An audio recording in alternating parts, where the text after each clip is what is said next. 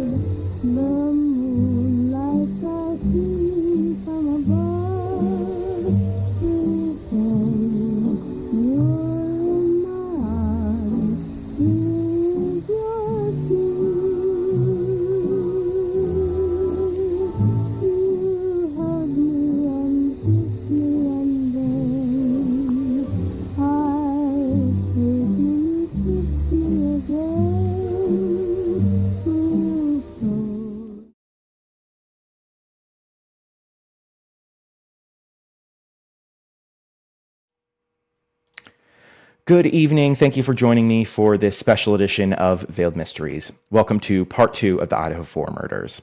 Thank you as always for subscribing down below and making sure to hit the bell notification to be notified every time we go live. Tonight, we will be covering the location, capture, and arrest of the alleged murderer of the horrific crimes that took place on November 13th, 2022 at the King Roadhouse in Moscow, Idaho. The 47-day manhunt that concluded with the arrest of Brian Kohberger on the opposite side of the country sent shockwaves across the nation. Veiled Mysteries chief correspondent and legal analyst Taylor Edwards is here live with the evidence leading up to Kohberger's arrest. During tonight's show, we'd love to hear what you have and what your thoughts are on this crime. If you'd like to be a part of the conversation, text us your first name and your hometown to 407-801-7204. That'll also be scrolling at the bottom of the screen. And we'll give you a call to hear your comments live on air. The following program may not be suitable for younger audiences due to the nature of these crimes. The episode will include forensic evidence such as autopsy results and violent descriptions of fatal injuries. As always, viewer discretion is advised. Part 2 of the Idaho 4 murders begins right now. Due to the heinous nature of the crime discussed in this episode, this program may not be suitable for all audiences. This episode will include graphic descriptions of murder, crime scene photography, and sound bites some viewers may find uncomfortable. Viewer discretion is advised. The home of the University of Idaho has been shaken up by the deaths of 4 students. 4 college students found dead. The photo they took together just hours before they died. In the small university town of Moscow, Idaho, a massacre of 4 college students in the middle of the night so horrific, the coroner is still processing what she saw. You've got a front door that enters onto the basement floor. 48 hours after the middle of the night stabbing deaths at 1122 King Road, Brian Kohberger was on Amazon shopping for a K-bar knife and sheath. I need someone to repeat the address for verification. The address, 1122 King Road.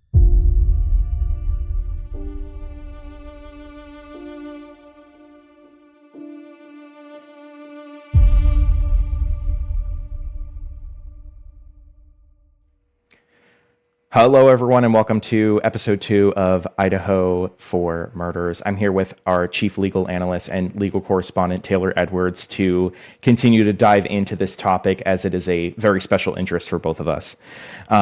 So, in case you missed last week's episode, we are covering the Idaho 4 murders that happened on November 13th, 2022, in Moscow, Idaho. 4 college students of the University of Idaho were slain in their home under very mysterious circumstances. 6 roommates lived in the home, and 4 of them did not survive. 2 of them also allegedly did not hear or see anything. So we can kind of dive into that a little bit again. But today we're going to be talking about the arrest and the capture of the alleged perpetrator, Brian Kohberger. Obviously, this crime took place in Idaho, and he was located in western Pennsylvania outside of Pittsburgh. So we'll be kind of looking at that. We're going to be looking at his traveling path as well, and how he got there, as well as some of the evidence against him. So I'll toss it over to Taylor. All right. So again, in case you missed it last week, November 13th, 2022, as Brandon had said, we have 4 roommates that were slain in their homes in the middle of the night around 4 a.m. The alleged perpetrator tonight, we're going to go over a detailed timeline of the suspect and go over, again, further into the affidavit from the responding officer, who talks about the movements of the vehicle as well as the phone movements of the alleged perpetrator. We're also going to talk about the evidence that was found and how they connected that to Brian Kohberger. And finally, we'll look at his plea agreement as well as his list of charges. So on November 13th, early in the morning, around 2:45, that is whenever Kohberger's phone is believed to be near Pullman, Washington, which is where he lived. He went to school at Washington State University. He was getting a PhD in criminology. So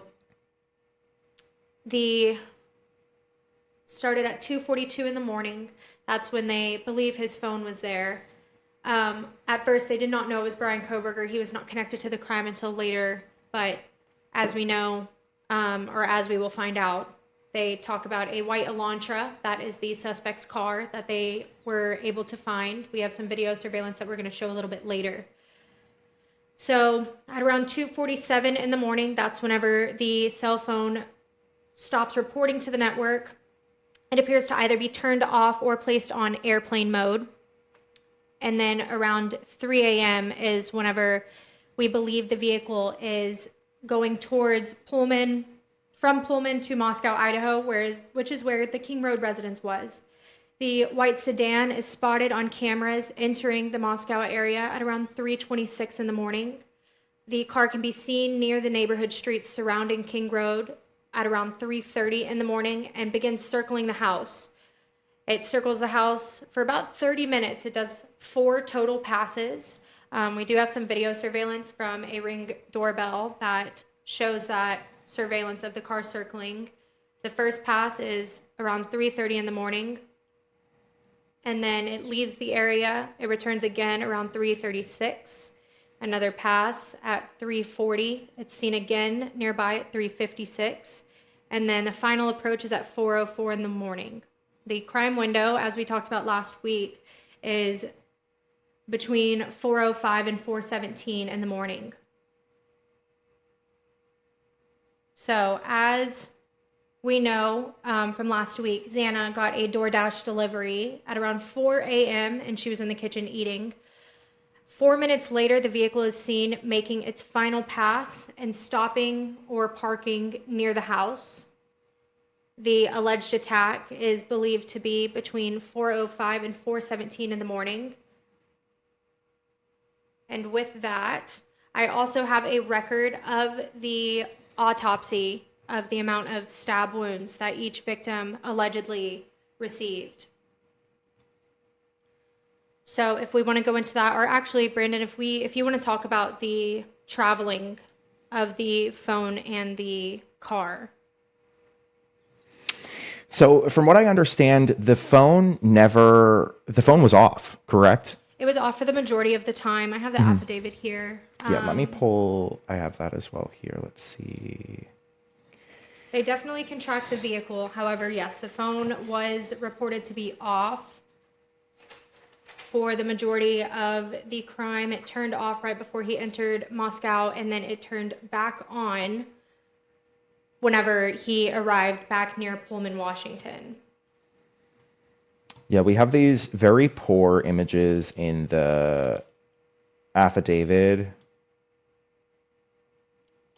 of movements and like his pinged location. Yeah, it says around 4:48 a.m. is whenever the phone reconnects south of Moscow, which is near where he is leaving.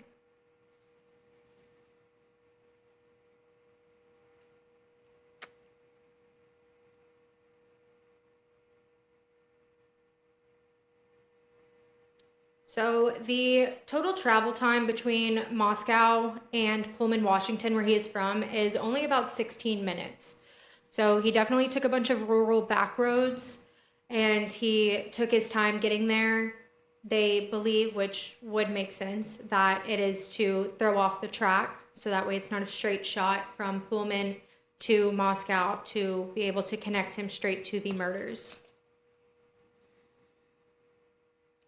Interesting. Now, I don't want to dive too deep into it, but I do want to touch on it a little bit. The inconsistencies with the white Hyundai Elantra. So the police had put out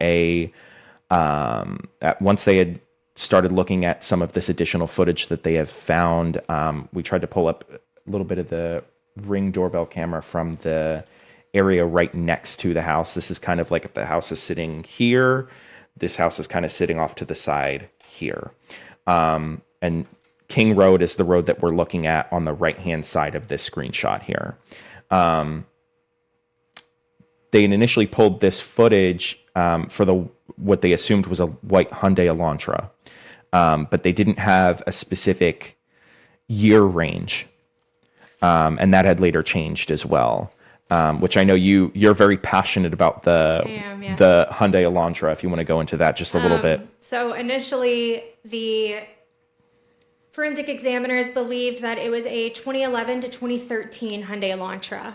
And then after further review, they indicated it could be ranged from 2011 to 2016. Now, Koberger's car was a 2015 Hyundai Elantra. They also, I'm just going to touch on this briefly because this I will talk way more about in the next episode with our conspiracies, but they also noted that it did not have a front license plate. There is some discussions whether or not that was intentional or if there is another reason. There is indeed another reason. I do not believe it was intentional. Koberger is from Pennsylvania, and his car was still registered in the state of Pennsylvania. Now, in the state of Pennsylvania, it is not required to have a front license plate. Obviously, he did move to Washington, and he later, I believe it was only a few days later, he was going to register his car in Washington, which does require a front license plate. So, the front license plate I do not believe was intentional, that he had it off. But we will, again, talk more about that because, yes, I'm very passionate about this Hyundai Elantra. It's one of the biggest conspiracies and thoughts I have on this case. But they did change the range to a 2011 through 2016 Hyundai Elantra. Now, once they found that, the forensic examiner put that out, and there was a Washington State University patrolman it was actually around like 1 in the morning that was going around trying to find a Hyundai Elantra, and believe it or not, the only one he could find was a 2015 Hyundai Elantra that was indeed registered to a Brian Koberger that did not have a front license plate. So why he was going at 1 in the morning to go look for these Hyundai Elantras, I do not know. Why in the whole town of Pullman, Washington, he was only able to find one in that range. This is a pretty common vehicle. I also am not sure. But again, that's for next week, Brandon. Yes. Yeah, we can really get ahead of ourselves here. I'm very into the lore of the conspiracy. That's kind of the rabbit hole I fall down. We have Taylor here doing the legal and court analysis of this, how it is presented to the public. Which I appreciate because I can really I can really go off on the conspiracy here, and I know you will as well in episode 3. So we're starting early next week. Yes. But yeah, we'll veer off from the Hyundai Elantra so we don't get stuck there. So back to the minute by minute. I want to go back to that with the suspect. For the crime window, which we did talk about last week, it was around 4:05 to 4:17 in the morning. I want to go through the order in which each of the victims was killed and the alleged stab wounds. Now, the complete autopsy results are not released to the public yet. However, we have had statements from some of the family members that have discussed after they received the autopsy reports on how the victims were murdered and just how brutal it was. So, once inside of the house, the first victim, which it is believed to be the intentional victim, is Madison Mogen. That was again up on the 3rd level of the house. So up there, it is allegedly that is the only victim he was going for. Again, we'll talk about that next week. We'll kind of go through some different theories. So Madison Mogen allegedly received 28 stab wounds and was reportedly asleep during her stab wounds. Now, Kaylee Goncalves, she was sleeping next to Maddie. As we know, she was out at the corner club that night with Madison Mogen, and they reportedly were intoxicated. So Kaylee was sleeping next to Maddie, and it is reported that after Madison was stabbed, Kaylee woke up, and she did not receive the most stab wounds. However, she was the most brutally attacked. So she allegedly had 38 stab wounds. However, she also had blunt force trauma to the head and asphyxia injuries. And it was reported that she woke up and fought. Again, her family was one that stayed in the public and made sure that this case stayed relevant. Her sister Olivia especially was one that made sure it was out in the public, and she really worked hard to make sure that the killer was caught. But they did release the evidence of her autopsy result, and said that she was the most brutally murdered. Next, it is reported that he was going to leave the house and saw Xana, and Xana ran towards her room, and that was whenever she was murdered. She reportedly had the most stab wounds with 67. And it is reported that she was awake and fought back. She did also have defensive wounds on her, which is part of a released court document that we had. So she received the most. I believe that was probably because she fought back, and she really tried to fight for her life. And then Ethan was noticed inside of Xana's room, and he received 17 stab wounds, and he reportedly was asleep. Now, again, we'll talk about this with the conspiracies, but I cannot wrap my head around why Bryan Kohberger would murder someone in his sleep that did not see him, did not notice an attack. So he was not necessarily a witness to the crime, but he was murdered because he was there. But then we see one of the roommates face to face, and we just walk out of the home. That I do not understand. It does not make any sense to me. But again, that is a problem for next week. I'm trying to pull up the fingerprint document now. For those that are kind of following along and like interested in what information we're looking into and referencing, on Reddit, if anyone's on Reddit, you could also just Google the Reddit. There is a massive following on the r/Idaho for Reddit page, and someone had put together an entire Google Drive of all of the documents, all of the court documents, all of the crime scene photos, all of the forensic evidence. And I'm just going through that now to see if I can find, because you can see on Xana's fingerprint scan, you can see some of these defensive wounds, and you can kind of see the like the defensive wounds that oh, that's an interesting picture of Bryan Kohberger's legs. I wasn't ready for that one. That was interesting, but I do highly recommend going through this. They are also all released through the police records, all of the crime scene documents, which is where you will find the DNA results and the DNA reports. However, yes, she had defensive wounds. However, underneath her and Ethan's fingernails, the only DNA was each other's. So there was not any DNA from the perpetrator underneath of either of their fingernails. Which I find interesting with defensive wounds. Correct. Personally. I don't know where. I think I'm on a different folder. There's lots of folders if you go diving through these. I do see your chat about your theories about the roommate. If you would like to text the number scrolling at the bottom of the screen, 407-801-7204, we can call you and you can talk about those theories if you would like. We would love for chatting. We would love it. We would love to hear what you have to say. Do we know anything about the two? Because it looks like what I'm finding here, it looks like he has 2 driver's license. Do you know anything about that? One's for Pennsylvania and one of them's for Washington. So I think it's because he had switched over his license before he did his he had to switch over his license before his registration. Yeah, let's see.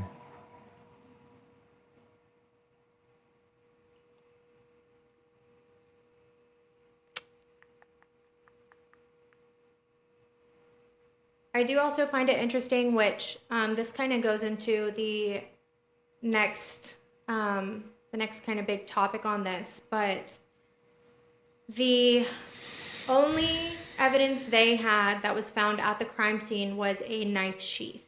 Now, this knife sheath was found, I have it in an affidavit. So a knife sheath was recovered, tucked under the covers next to Madison Mogen, and it resulted in a single source male profile for DNA. However, it was touch or transfer DNA. So that touch and or transfer DNA is used to describe DNA collected from items of evidence in areas on the item that would most likely be touched by the user of that item. So there could be touch DNA on my microphone here next week from me just touching it. So again, conspiracy that we will get into next week. But we're really teetering on the edge because there is a very fine line between what is presented to the public and what's in the records and what people think. Because like we said last week, this really was a trial by TikTok. This was a lot of sleuthing. And a lot of people kind of investigating on their own. Gosh, this document is no help to me. No, it's very There's nothing. It's very buried in there. But I will say it doesn't necessarily show a lot because there was not a lot of DNA evidence. The touch DNA was the only DNA evidence they had from anyone other than the roommates. There were a few unidentified male DNA profiles that were not necessarily tested or found, but the knife sheath touch DNA was really the only DNA evidence that they had. Not to get you all fired up, Taylor, but here is the official press release from Moscow about the Elantra. About the Elantra. Yes. And this was the initial one with the 2011 to 2013.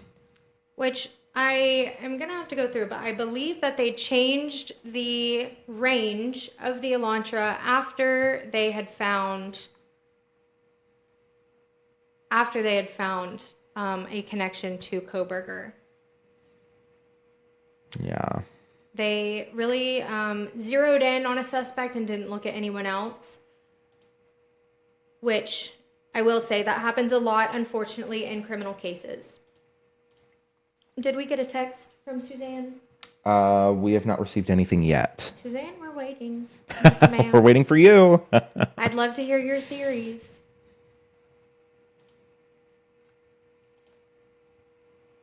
You're just combing through the... Yeah, like I was saying earlier, I highly recommend going through this to... I think I found it. I do have a text from Mia, who we work with, and she would like to conspire. Okay. However, Mia, you know I get fired up and I have many thoughts. Next week we are starting early because we're going to have to really narrow in our focus on our conspiracies here. I do have some pretty good, while I was searching through here, yes, good. some pictures of the knife sheath that was located. And this was found underneath the covers next to Madison Mogen, who was the first and alleged prime victim. And then is what we're looking at, the pointing here, is that the DNA that was tested? Yes, it was by the snap of the sheath. I think so that is trace material that they're looking at there. So we're not working with a lot at all. No, and Mia, I'll say it for you. Get your tinfoil hats on, ladies. But the knife sheath, there is evidence from an Amazon order that a K-bar knife was purchased by Brian Koberger the week before on Amazon. Was it the same? We don't know. The knife was never found. And it's only touch DNA on there. So it really could just be an unfortunate accident. It could be, I'll briefly mention my conspiracy. It could be that he was working with other individuals and he was not the actual killer of the victims, and he just so happened to order it for someone else and had left some touch DNA on there. But again, I'll have some fingernail clippings. Next week. Oh yes, it's kind of gross. Be advised. We got our warnings. Okay, Suzanne has a chat and it says, I definitely think Dylan was involved somehow. Why did he let her live and then killed Ethan, who was asleep and didn't even see him? Correct. That is my main argument that I have, because he was just simply in the room sleeping. He did not witness the crime. He did not see the perpetrator, and she came face to face. They stood there for about 30 seconds just looking at each other. As we know, she has said in a witness ID of the suspect about 4 times about his bushy eyebrows. So they were close enough to where she was able to see that, and he just walked out of the home. Some say that it was just an adrenaline rush and he wasn't registering what he was seeing. I have many thoughts on that. I do believe that she was involved some way, somehow. I'll leave it at that, Suzanne. I know that you also believe that, but next week we'll really dive into why I believe that and some more on possibilities. Mia would like to know whose nails you were showing. Oh, let's go back to that really quick because I don't know if it was listed. It might have just been evidence numbers. Let's see. It may have been redacted at that point. I'm not seeing a name on here. So Miss Jackie Edwards has also, the chat is working today, Brandon. Good. Has also chatted and said, in the last episode, why did the roommates say that they thought one of the girls were drunk and was not waking up when the video shows that the cops were visually shaken and knew the victims were deceased? We have talked about that many times. I do believe so. They lived in a college town. Obviously, they have underage drinking. The King Road residents had calls of noise complaints and was checked up on a lot for parties, and they had witnessed drunk individuals. The Moscow, Idaho Police Department did not have a lot of police. However, with them calling and saying that they just believe she was passed out drunk and not waking up, you can see whenever they arrive, there is no ambulance. It is just 1 or 2 police officers that came. So if they had said something terrible has happened, there's blood everywhere, she's not waking up, I think something happened, I do believe that an ambulance would have responded. They would have responded faster because it was the night after the last football game, so they knew that people were drinking. So it is definitely crazy to me. I don't understand it at all because you are able to see immediately the amount of blood that was next to and on Xana. I do know that from an interview that was given on one of the documentaries for the Idaho 4, Hunter Johnson, which was one of the friends that they called the next morning before they called the police. He came and he is the one that went through the home first, and he has said that he saw the bodies and told them that they needed to leave the house and call 911.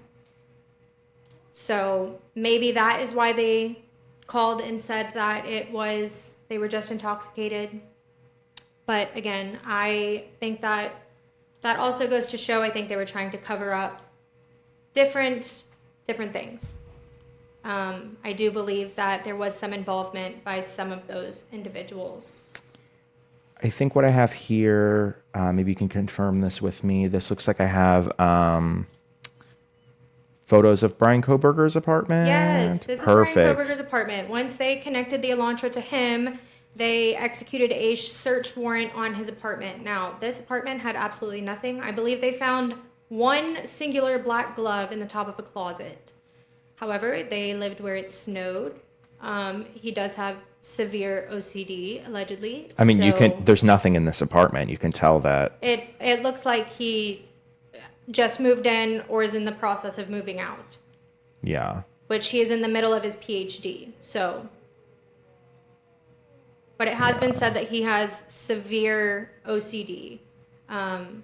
So that also could account for the cleanliness.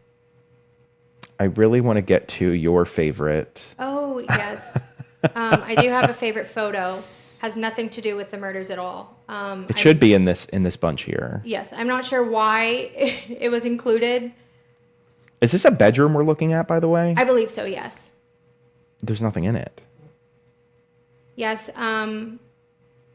I did have a text come through that says that the apartment does give killer vibes. Yes. Which I do agree with that. It does not look great for him. Yeah, if anyone wants to call in, our number scrolling at the bottom, it's 407-801-7204. Text us your first name and your hometown. I can go ahead and push a call through, and we can discuss this. I would love to have you on, of course. Jackie did send another chat and say, why would the killer not do anything to the witness that saw him or her in the house?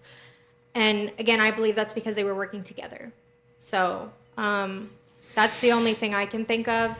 There are some that say it was the adrenaline. He was just trying to get out of the house. And it was finally catching up to him, everything that he had done. But in my mind, it makes sense that they were working together. That's the only thing I can think of.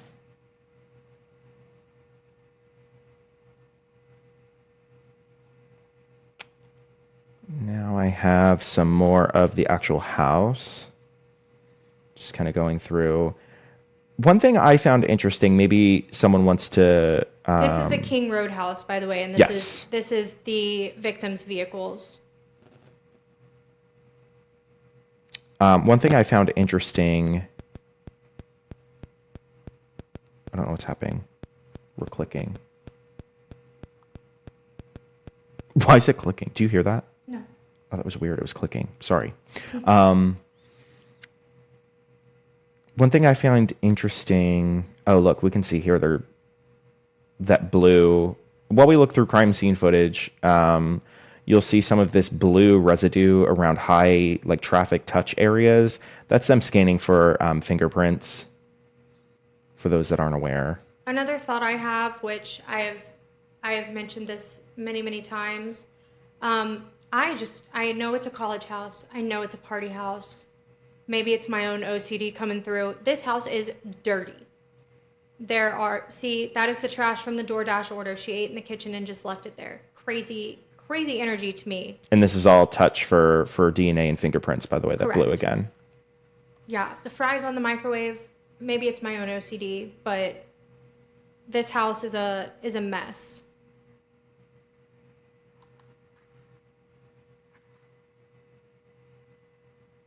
But one thing to note, and I'm not sure if it's really depicted in these crime scene photos, is that the house is very narrow and there's not a lot of walking space. This right here is the Elantra, no front license plate. But this is Brian Koberger's 2015 Hyundai Elantra. which again, they did not find anything. The only thing that they connected to Brian Koberger was the touch DNA or the touch or transfer DNA from the knife sheath snap. Wow, they ripped the whole thing out. Oh, yes. They tested absolutely everything.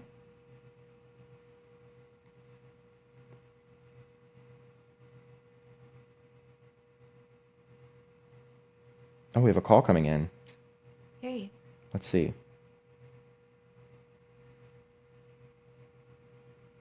Hello, thank you for calling Veiled Mysteries. Yeah, this is Sean from Texas. Hi, Sean. Thanks for calling in today. So my question is, we had sent in about why the roommate told the police, and when they, not the police, the 911, and we're actually talking to them on the phone, and we're going upstairs and saying that they were shaking the person and saying that she wouldn't wake up, and there was a boy and other girls passing around the phone to one another. Mm-hmm. How could they not know that these people had been brutally murdered? Yeah, so you can definitely see it immediately. And again, in one of the documentaries that Hunter Johnson is in and does an interview in, he does say that you can immediately tell that she is murdered. So why they said that, I think possibly to try to think, I think they were involved. We'll go into it. I think something happened. Part of me wants to say an accident, obviously brutally attacked, so not an accident, but I think that they did not have time to get a story straight. I think they were trying to cover something up, whether they were involved in it or not. I think the response would have been faster. You never know. Someone could have been alive.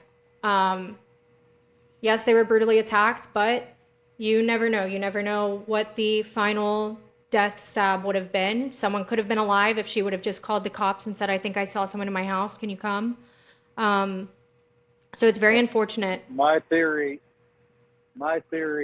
is that somehow a fight must have broken out, an argument between the people, and I think somebody may have gotten stabbed, and then there was an altercation,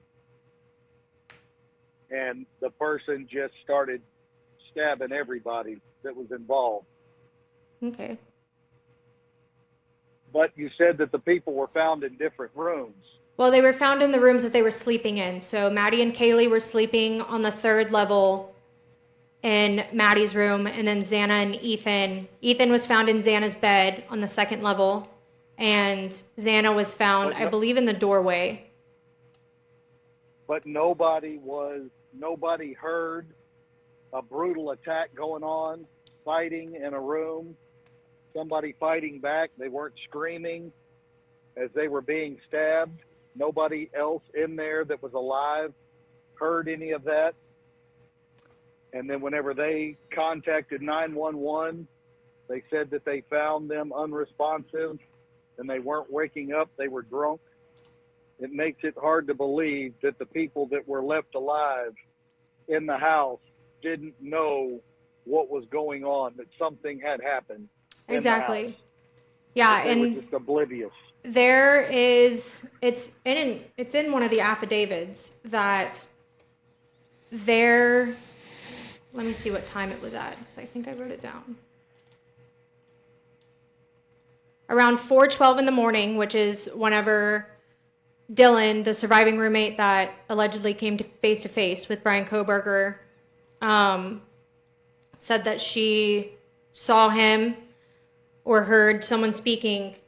A nearby Ring doorbell camera, you can hear voices and whimpering, a loud thud, which is allegedly a body falling to the ground, and you can hear Murphy, the dog, who is on the 3rd level, barking.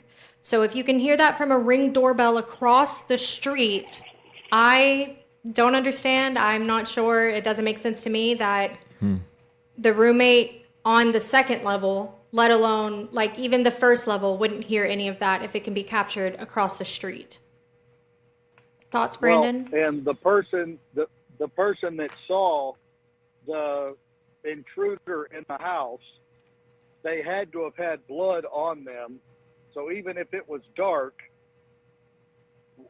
to my recollection of watching the last podcast was that they found a knife. There was a big kitchen knife on one of the tables.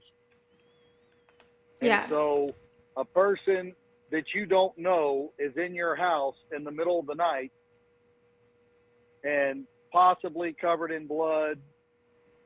You know, you've heard screaming. You might have heard screaming, but why wouldn't they have called the police and said there's a intruder in my home? Why was the call to 911 that there's somebody unresponsive that obviously visually had been stabbed? They knew they were dead. They had to have had blood and stab wounds. And why didn't they tell the 911 operator, this person's covered in blood? I saw an intruder in my home, and it just doesn't add up. There has to be more to the story. Somebody was involved in that house. Oh, absolutely. Somebody knows something. And I think this is kind of going down our conspiracy rabbit hole, but obviously with something high profile, the roommates that are alive, obviously want to lawyer up, but it happened in such a way that I still think it's sketchy. I know, Taylor, you feel the same way. It's just very, very odd, especially after Hunter had clearly said that they were deceased. Hunter obviously saw the carnage. It's very interesting. He does say in an interview. So it doesn't make sense to me either. But but they said that when they were questioned later on, and this was after the fact. This person never said that to the police or the 911 caller, correct? Correct. Yep. Yeah, it was just a passed out roommate. Passed out drunk. Yep. Yeah, and so from the depiction of just watching the police go through the house, and you could see that when they walked in the room, you could tell by their expression that they knew that a crime had occurred. And it's just very odd that none of the other roommates in the house that went upstairs to check on everybody, that they didn't see the same, they didn't see the same carnage that the police saw. They just saw somebody that looked like they were passed out and unresponsive. Well, and it doesn't add up to just watching the visual of the police. It is said that Dylan claims, I believe it's in one of her police reports, there are 4 different police reports where she gives a witness statement, and they are all slightly different, which we'll talk about next week. But she reported that she thought she was so intoxicated that she was hallucinating.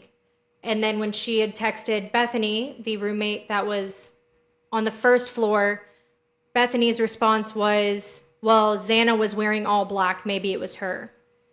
Xana was short. She was definitely not 5'10". Brian Koberger is 6 foot and 180 pounds. So that was their response, was Xana was wearing all black, and she took that and said, okay. So I agree. I think that someone else is in on it. They know something. And it's definitely crazy. If he was involved, I don't think he did it alone. Suzanne had asked if they found anything in his car and how there was no blood in the car. I agree. But they did not find anything in the car. They actually, in order to connect it to Brian Koberger, they did a raid and took his trash from outside of his home in Pennsylvania to get DNA to try to connect it. And they had to build a family tree, and they connected him to the crime that way. So there was no other DNA. I believe that once they zeroed in on Brian Koberger, which his name was given to the FBI agents prior to them testing the touch DNA. Once they zeroed in and gave that name, that's what they ran with. And maybe it was because they wanted to close the case. I know they had a lot of pressure from the families, especially Kaylee's family, to close the case. Her sister was very adamant and very involved. So much so that the court had to put a gag order. But it doesn't make sense. There's something else that was going on for sure. But were any of the people in the house, were any of them have any dealings, friendships, ex-relationships with the person that was accused of the crime? No, there's no, they can't find any connection between him and any of the others, except for the restaurant that Maddie and Xana worked at. I believe it's called Mad Greek. Yes. The restaurant that they worked at, it is alleged that Brian Koberger has eaten there. But that's the only connection. But it's just odd that they would call in and to the 911 and not, if you had no connection to the killer, why wouldn't you tell somebody, get it, especially if they were your roommate, get an ambulance here. There's blood everywhere. They're not responsive. Instead of, I think they're drunk when they knew that these people had been, they knew something was wrong. They knew that people had been stabbed. It doesn't make, they're covering for something. There's something more going on with the story. Well, in part of the body cam footage that we showed last week, once the police came out of the house and told them nobody can leave as of right now, you can see Dylan speaking to Hunter Johnson, the male that went into the house to go check, saying, I think I saw someone last night. And the cop immediately pulled her away from him and talked to her about that. So that, she did not even say that to the police whenever they got there. She was just talking to Hunter Johnson, their friend, who they called before they called the police.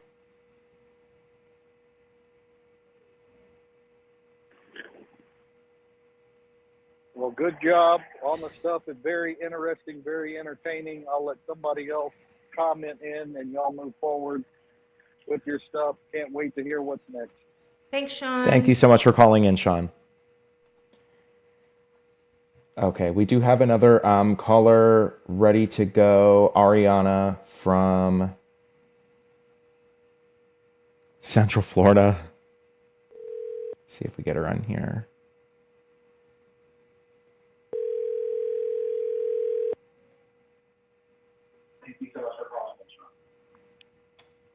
Hello? Hello. Hey, Ariana. Hi. Hey, guys. So you had you had texted us. You want to hear more about the knife disappearing off of the knife. Yeah, I kind of went down my own rabbit hole. There's no clarification of where the knife came from, but what I had kind of come under the assumption to was when Hunter Johnson first entered the home, he had pulled it from the kitchen, and that's how it ended up on there. How it disappeared, not sure. I find that interesting. Taylor, what are your theories on that? I also find it interesting that he wouldn't just say, I had this, I took it out when I came through the house, I didn't know if anyone else was here. If you said that, no one's going to question it. Obviously, you saw the blood. You were told, I think someone was in the house last night. I would also grab some sort of weapon walking through the house. I wouldn't go in blind with absolutely nothing, just in case. But nothing was said, and then all of a sudden it was gone. So I think that's odd as well. I don't understand why you weren't just honest about that, if you did indeed just pull it out for self-defense, just in case. Yeah, that's just crazy. I mean, I know these kids are young, and what they saw and or heard or didn't hear is pretty traumatizing. But like, I the lack of self-awareness for anything is just so crazy. Like, I don't understand how they didn't hear anything, and then you don't tell the 911 operator, like, that you know they're dead. Like, I don't get that. Especially Either when just we the know that there's generation of been, kids especially when we anymore, know that like, there's been communication of them being deceased. Yeah, it also it really I don't creeps get me it. out that they sat in a house with 4 dead individuals for 7.5 hours before they called anyone. We were looking for jobs on Indeed.com. Wild to me. We were on Snapchat, Instagram, every social media you can think of. Yik Yak, which I am interested. I wish we could find that Yik Yak because Yik Yak is anonymous. I don't even think it exists anymore. I think they did close the app down, I think. But I am... Because of that, R.I.P. man. I used to use that in college. I was in college like 10 years ago. So, Yik Yak, man, that was the shit back in the day. Oops, sorry. You're fine. I am intrigued to know what was if she posted anything, or if she was just going. Maybe she was going through to see if there was any post about it. Yeah. I just can't believe that. Like, is the younger generation just really that just dumb and naive anymore? Like, I don't know. I And can it was understand really being intriguing about the scared. ring. Yeah, I can understand being scared, freaked out. Obviously, I've never been in anything close to a situation like this, so I can't definitively say what I would do. However, if I thought I saw someone in my home, actually, I do know what I would do because I have thought someone was in my home before, and I went and searched immediately. I took some sort of weapon and I went and searched, and I had the phone ready to call 911. And I heard a noise. I didn't even see someone or think I saw someone. So I don't know. I understand being scared, but if me and Brandon were to be living together and you lived the floor below me and I said, I think I saw someone wearing all black, I think I heard this, and you said Xana was wearing all black, that's wild to me. I feel like anyone else would say, maybe we should call the police. Have someone check it. I would be terrified they would be coming for me next. Yeah. I feel like all signs pointed they were in on it or they knew something about it, and they were just trying to seem like they didn't know. I don't know. I don't get it. And the fact that the Ring doorbell across the street picked up the dog barking and they didn't, like, those have to be some like pretty thick walls or something on that first floor for her not to hear it. That's crazy. Yeah, it makes zero sense to me. I don't understand it. And I've heard the Ring doorbell footage, and it is very, very clear dog barking. However, obviously, a dog can be barking from any home, anywhere. But you can also hear the thud, which is allegedly a body. Yeah. That's so crazy. Now, did you say, was Brian, like, fully put on trial and convicted and all that stuff? Like, did we... Yeah, we haven't gone through the list of charges or any of that, but he is convicted. He is in prison, which we can go into that now. But because my follow-up with all of this, do you think at any point down the line, do you think this case could be reopened and then really look at everything and see if one of them's going to squeal about being involved in it? So the only way the case would be reopened, which this is like kind of my area. Yes, the legal analyst, yes. But the only way the case would be reopened is if his lawyer filed an appeal and said there was new evidence. Now, that doesn't automatically mean he's going to get the appeal. That argument would go to a court and it would go to a judge, and the judge would have to read it and read what that new evidence would be. And based on that, they would make the decision whether or not the evidence was compelling enough to reopen the case.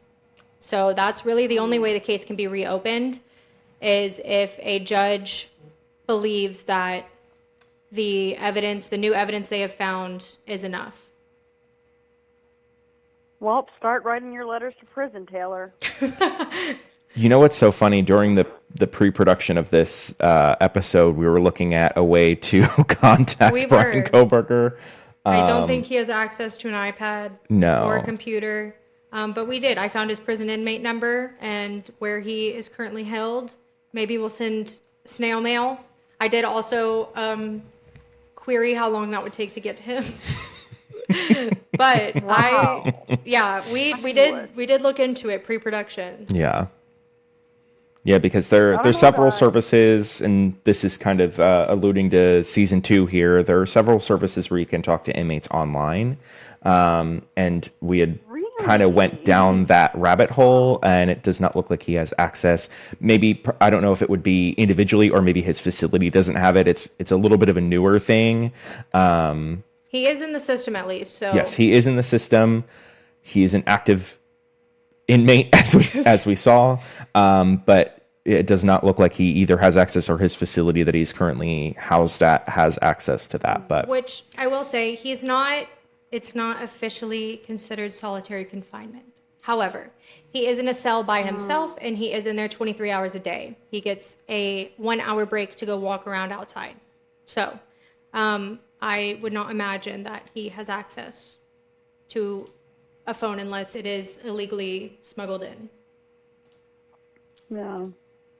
Well, for next season, if you guys decide to, explore the options of talking to him, I've got a friend that likes to talk to inmates in prison, so you guys will have to do a little collab.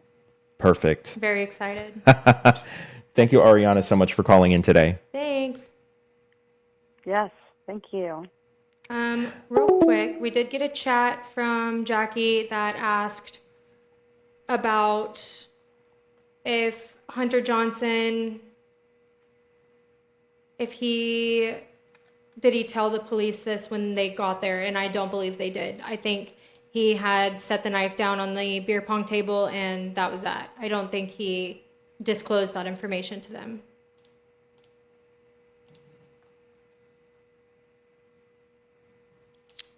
But if you'd like, Brandon, we can go into the list of charges. Yeah, let's go. You have anything go ahead there. Else to... No, I think we veered off track a little bit, but it's good because this. No, it sets it up for next week. Yeah, it sets us up for next week, and the whole idea of this series and this podcast in general is to have a conversation about, what everyone's thinking. Obviously, we're in an interesting period of social media, just in the world in general, in social media and reporting, and a lot of, I guess the correct word would be like field reporting, people on TikTok, on Instagram that are showing up at these scenes and kind of intermixing with the police. So it's interesting to kind of get everyone's perspective of what everyone's kind of seeing across social media and what conclusions people are coming to versus what is being presented and what is actually going through the legal system itself. Correct. So I also just wanted to show everyone, it is very, very true, very accurate. It'll probably be maybe backwards on your screen, but I did indeed, I did go through these court documents and I really, really studied them. This is Brett Payne's affidavit. So I'm very passionate about this case. I have done a lot. So going into, well, first we'll go into a little bit of Brian Koberger. He is 31 years old. Like we had said, he is 31 years old now, currently, from Pennsylvania. He is very educated, actually. He has an associate's and a bachelor's in psychology. He has a master's degree in criminal justice, and he was in the midst of getting a PhD in criminology at Washington State University in Pullman, Washington. And with that, he was also a teaching assistant in one of his criminology courses. And then the personality traits that have been depicted by former peers, which these have been said in interviews, and there is a book that I have listened to over this. Man, I really am obsessed. That talks about some of his personality traits. So some of those are: he is socially awkward. isolated and has difficulty connecting with peers. He is intense and has rigid behavior. He has past struggles with weight and self-esteem. He has a history of heroin addiction in younger adulthood, and he has anxiety or obsessive tendencies. And then speculated conditions circulating mental disorders, which some of these are confirmed, and they are in some of the court documents because they tried to get rid of the death penalty using an insanity defense. But some of those speculations are autism spectrum disorder, which is confirmed through court documents, narcissistic personality disorder, OCD, which also is confirmed, antisocial personality disorder, bipolar disorder, and schizophrenia. So again, some of those are confirmed. I have had them confirmed in the audiobook I listened to, as well as some of the interviews and court documents. So that is a little bit about Bryan Kohberger. But the list of charges we have here is he was let me see. We have burglary for a felony in count 1, and then we have 4 murder charges. So I kind of wanted to touch on, because pre-production Brandon had asked about this, and I didn't even realize or think about why it was important. Also, we got a chat about whether or not it was a robbery gone wrong. There was nothing taken that was reported. Nothing. It wasn't reported as a robbery.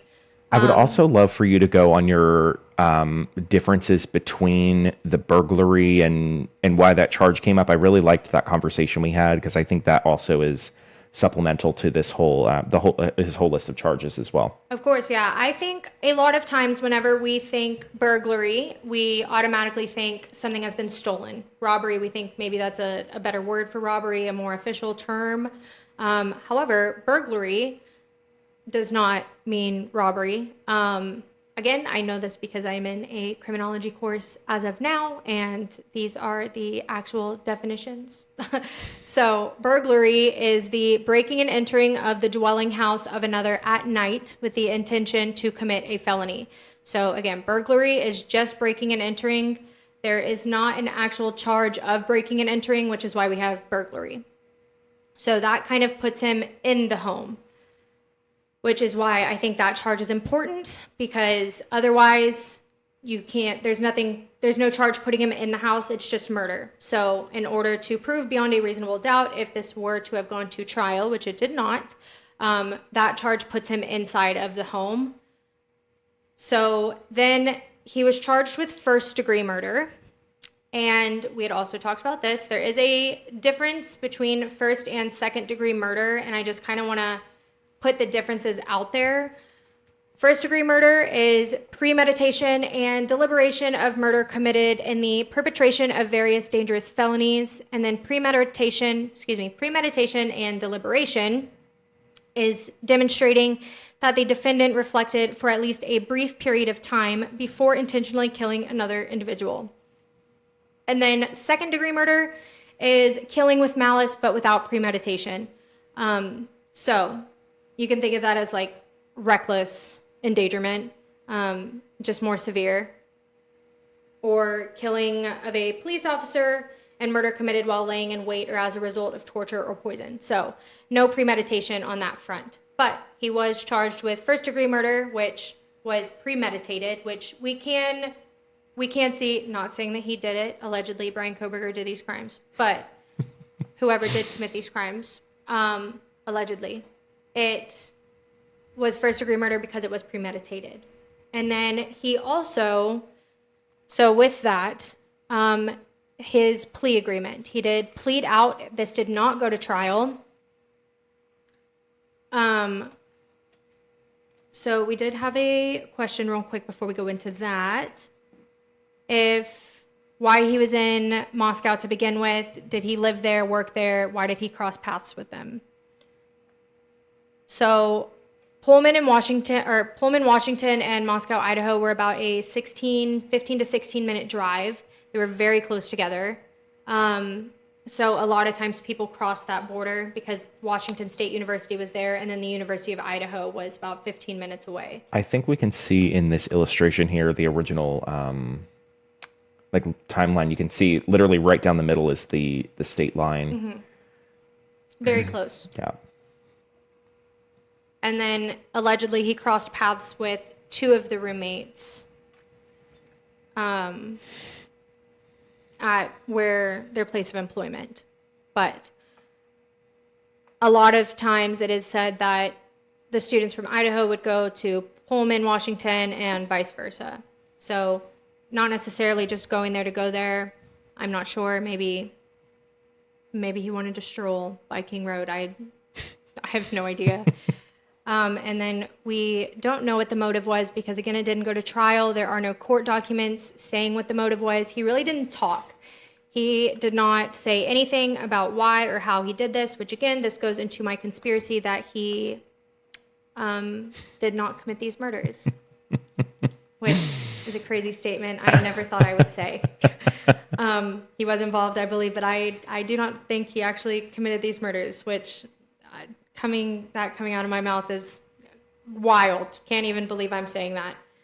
But along with the charges he had, the plea agreement, he got a fixed 10-year sentence for the burglary charge, and then he got a fixed consecutive life sentence for the first-degree murder. So 4 life sentences consecutively.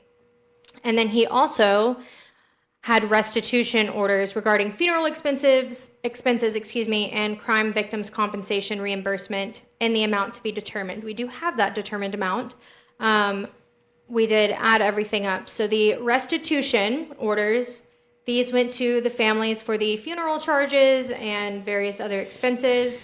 The total restitution was $28,956.88. And then he also had civil fines, which went to the families as well.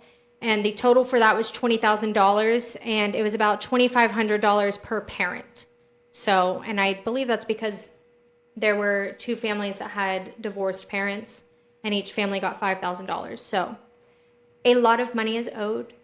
But those were his charges, and he did plead guilty rather than going to trial. If he would have gone to trial and was found guilty, it would have been death row.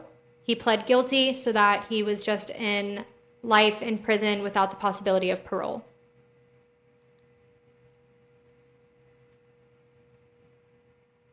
And then I believe, do we have the footage of the guilty plea? Yes. Let me pull that up real quick.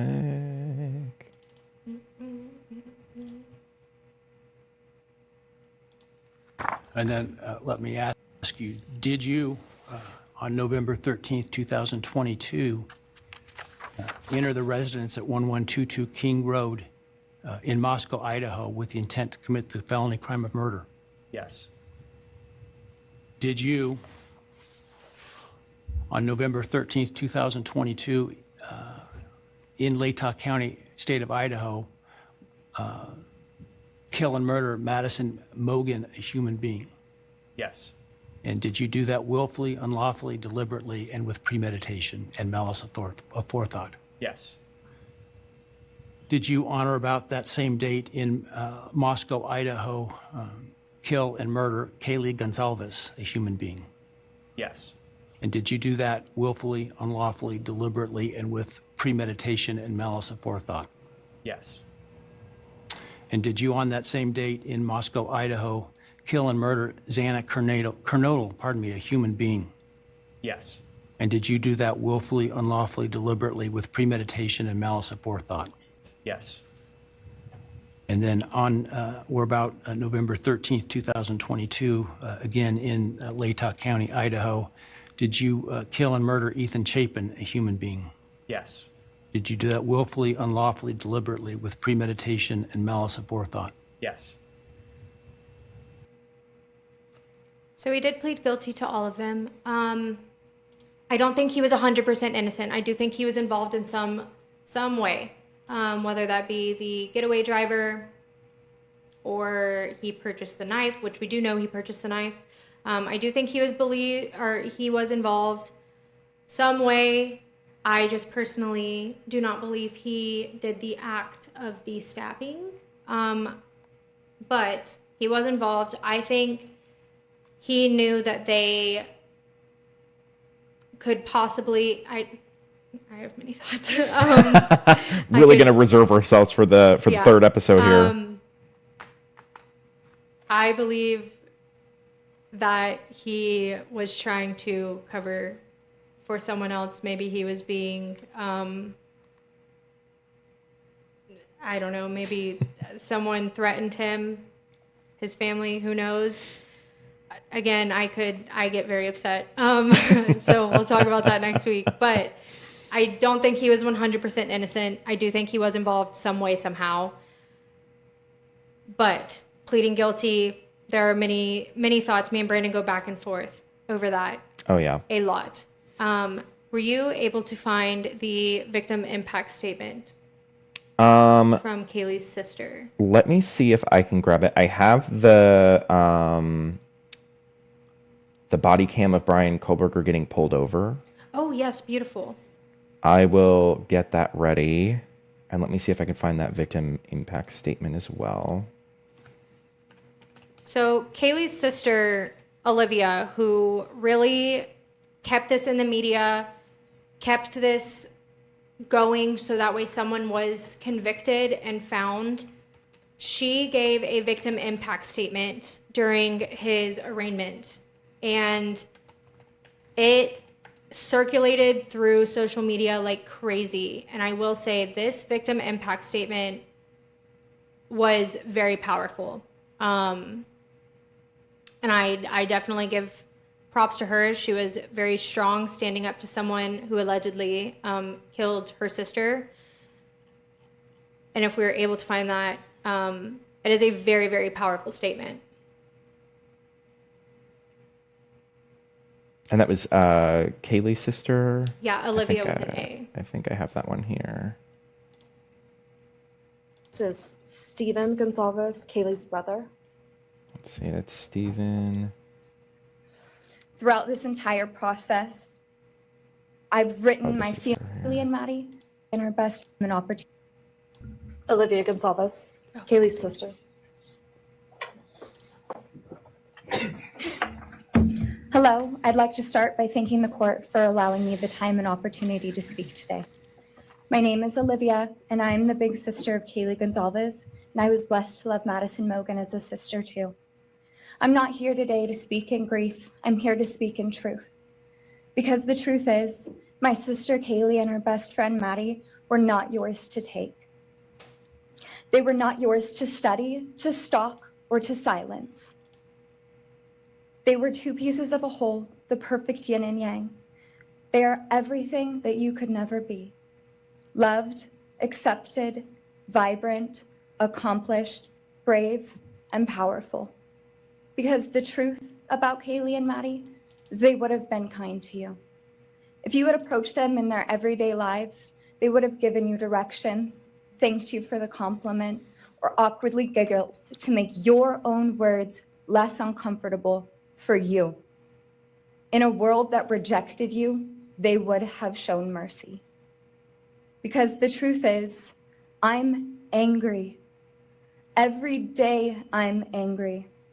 I'm left shouting at the inside of my own head everything I wish I could say to you. The truth about me is when I heard the news, I didn't cry. I listened for them. I promised them I would, that I would fight for them, that I would show up no matter what it cost me. I swore I'd never let them feel alone. Because you see, I've always been their heavyweight. I've always been the one to fight the battles they didn't feel ready to fight themselves. All it ever took was a call, and they knew I would handle it for them, no matter the time, no matter the cost. They could wave their white flag because they knew I would never back down, not for them, and not even death could change that. Somewhere along the line, I started to think about what I would say to them if I was given just one last chance. if I could gather enough heartbreak or love or sacrifice or whatever it took to get just one message across. What would I say?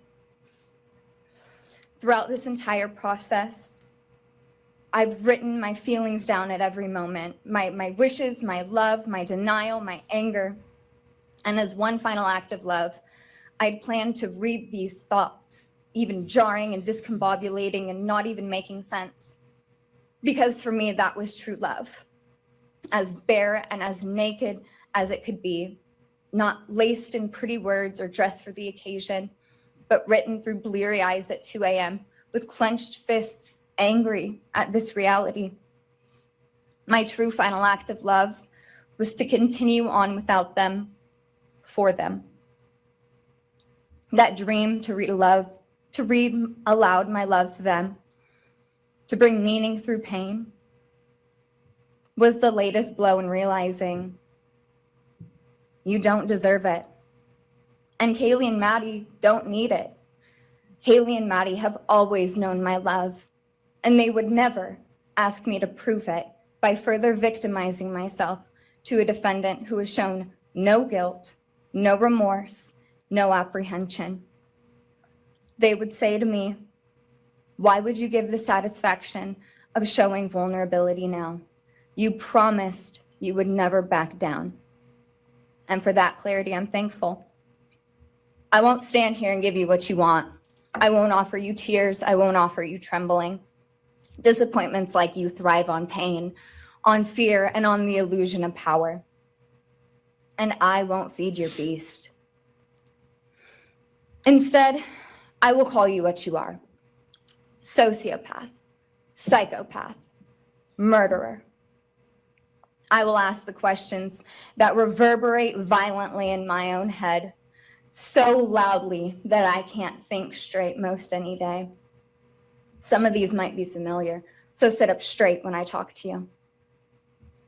How was your life right before you murdered my sisters? Did you prepare for the crime before leaving your apartment?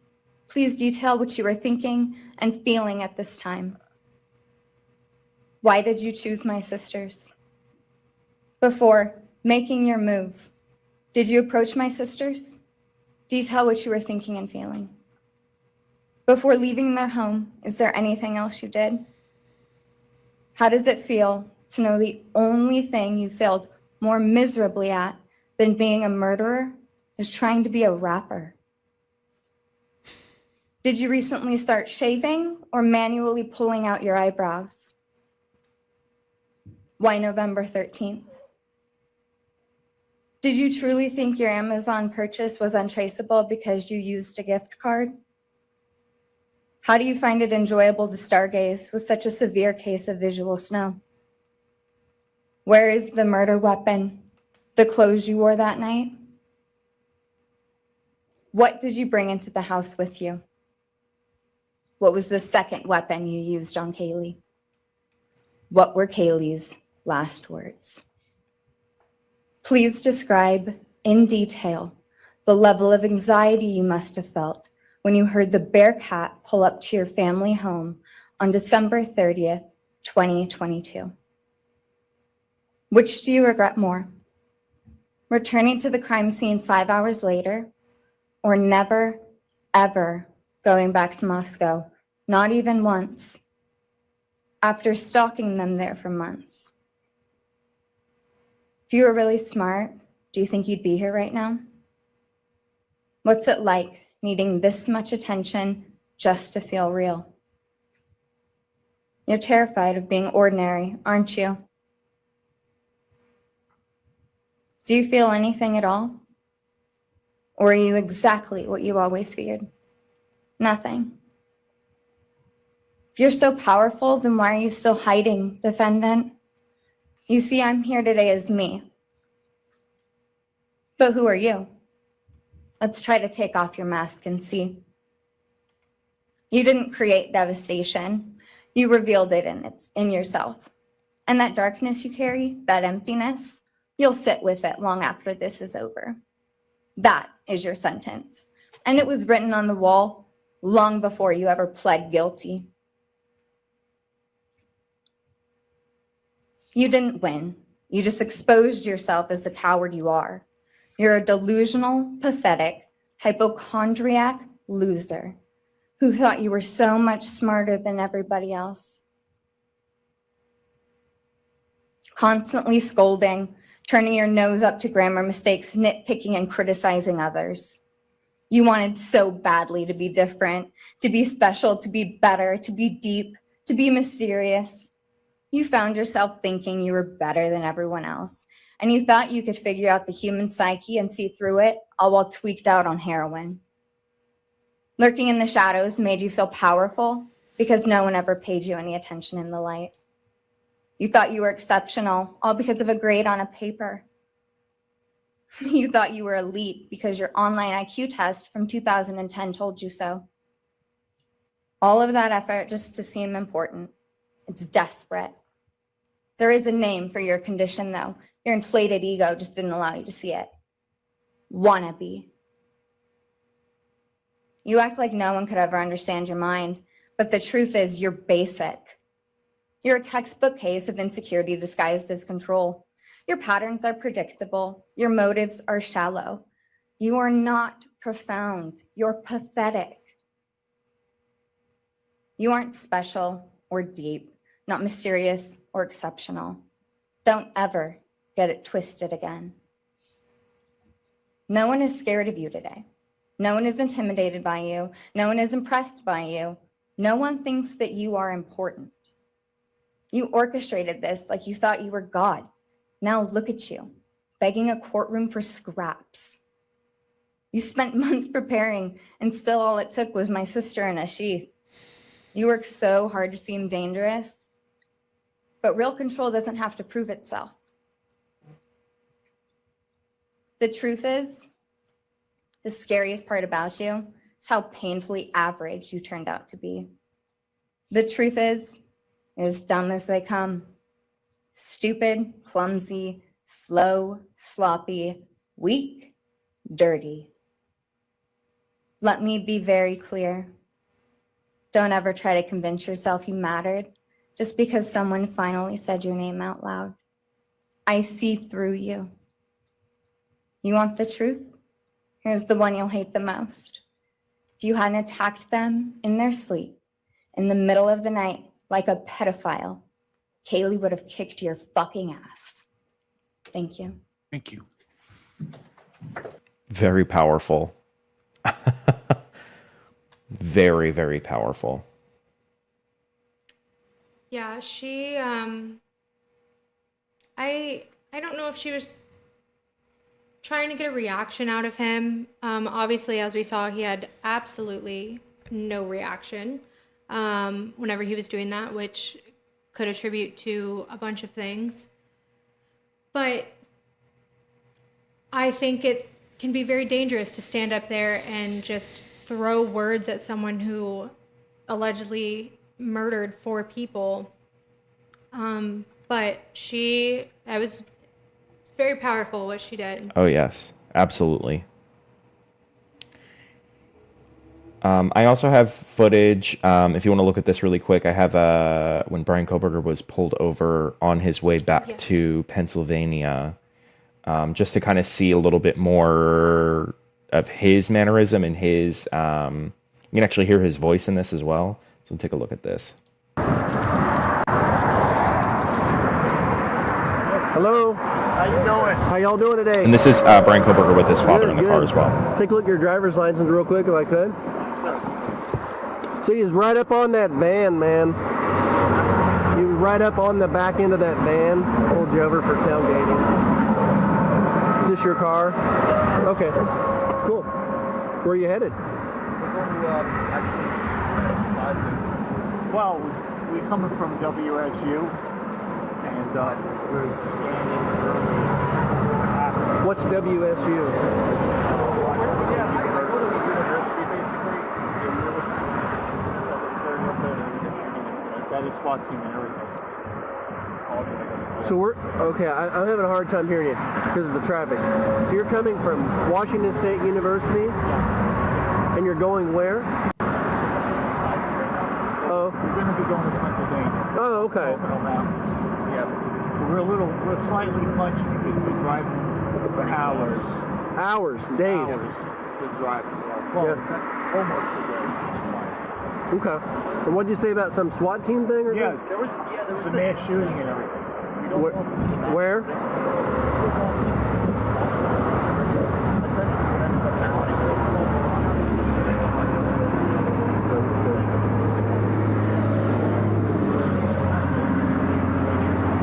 Interesting. Well, it's horrifying because he's going to the universe, you know what I mean? Mm-hmm. So y'all work at the university there? I actually do work there. Oh. PhD in criminal Okay.